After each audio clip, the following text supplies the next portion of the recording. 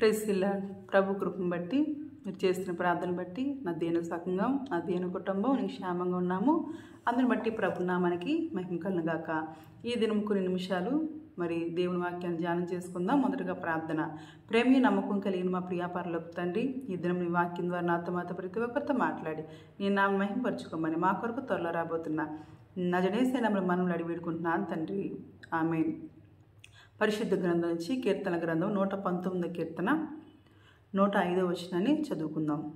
నీ వాక్యము నా పాదాలకు దీపమును నా త్రోవకు వెలుగునై ఉన్నది. దేవుడు ఈ మాటలు నీ నా హృదయాల్లో ఫలింపు చేయనుగాక.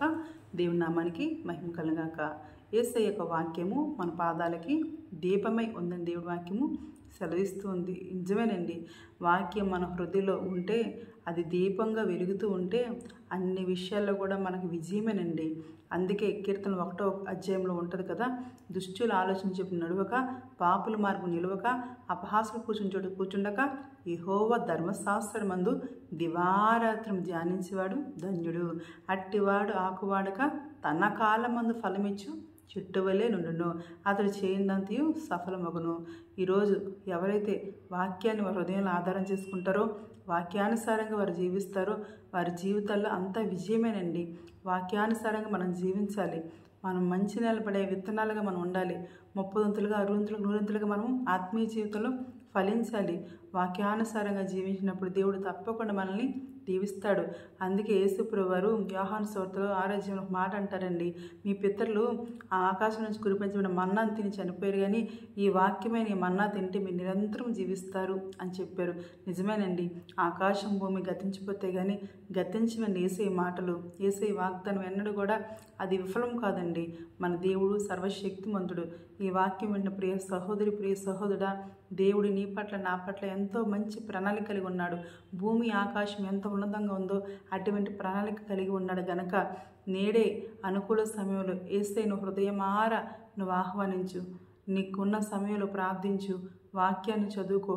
ఆయన వాక్యాన్ని మరి నీ పాదాలకు దీపంగా నువ్వు మలుచుకో. నీ నుదిటికి బాసికం వల్ల కట్టుకో. నువ్వు నడిచినప్పుడు కూర్చున్నప్పుడు త్రోవను వెళ్ళినప్పుడు అవి జ్ఞాపకం చేసుకుంటూ ధ్యానం చేసుకుంటూ ఉండు. ఒక ఆవు ఉందనుకోండి, ఒక ఎద్దు ఉందనుకోండి, మరి అవి గడ్డి తిని ఏం చేస్తే కాసేపు పోయాక నెమరవేస్తూ ఉంటాయి.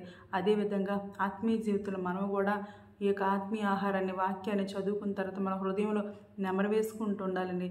వాక్యమే మనకు బలము. మనం తినే ఆహారం మన శరీరానికి బలము. ఈ వాక్యం మన ఆత్మీయ జీవితానికి బలము. ఎప్పుడైతే వాక్యానుసారం నువ్వు జీవిస్తావో ఎన్ని శ్రమలు వచ్చినా, ఎన్ని కష్టాలు వచ్చినా, ఎన్ని ఇబ్బందులు వచ్చినా నువ్వు బలంగా ఉంటావు. బలమైన చోట, దిట్టమైన చోట కొట్టబడిన మేకవలే ఉంటావు అని దేవుడి వాక్యము సెలవిస్తుంది. ప్రియ సహోదరుడా, ప్రియ సహోదరి, మరి నీకు ఈ యొక్క ఆశ కలిగి ఉన్నావా? దేవుడి వాక్యాన్ని హృదయంలో ధ్యానించుకోవాలని ఆశతో ఉన్నావా? ఒకవేళ లేనట్లయితే నేడే అనుకూల సమయం. ఈరోజు నుంచే వెతుకు. చక్కగా నీకున్న సమయంలో ప్రార్థించి వాక్యాన్ని చదువుకో. నువ్వు చదువుతుండగా నిజంగా రుచి కలిగిందండి వాక్యము. జుంటి తేనె దారుల కన్నా మధురమైందండి వాక్యం. నిజంగా ఈ వాక్యం ఎంతో మంచి మన్నా అండి. ఇది ఆత్మీయ ఆహారం అండి. ఇది జీవాపానం అండి. ఇది జీవాహారం. ఇది రుచి చూసి తెలుసుకుంటే దీన్ని విడిచిపెట్టారు. ప్రియ సహోదరు ప్రియ సహోదర, తప్పకుండా నువ్వు చదువు. ఒక్క అధ్యాయం రోజు చదువు. తప్పకుండా దేవుడు ఆత్మీయంగా నిన్ను బలపరుస్తాడు. నీ వాక్యమే నన్ను బ్రతికించెను, బాధలలో నెమ్మదినిచ్చెను.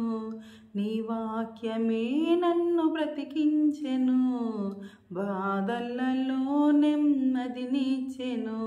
కృపాశక్తి దయా సత్య సంపూర్ణుడా, వాక్యమై ఉన్న యేసు వందనమయ్యా. కృపా సత్య సంపూర్ణుడా, వాక్యమై ఉన్న యేసు వందనమయ్యా. జుంటె వంటిది పాల తేనె వంటిది, నా జీవకు మహామధురమైనది. తేనె వంటిది జుంటె పాన వంటిది, నా జీవకు మహామధురమైనది. మేలిమి బంగారు కంటే కోరదగినది, మేలిమి బంగారు కంటే కోరదగినది.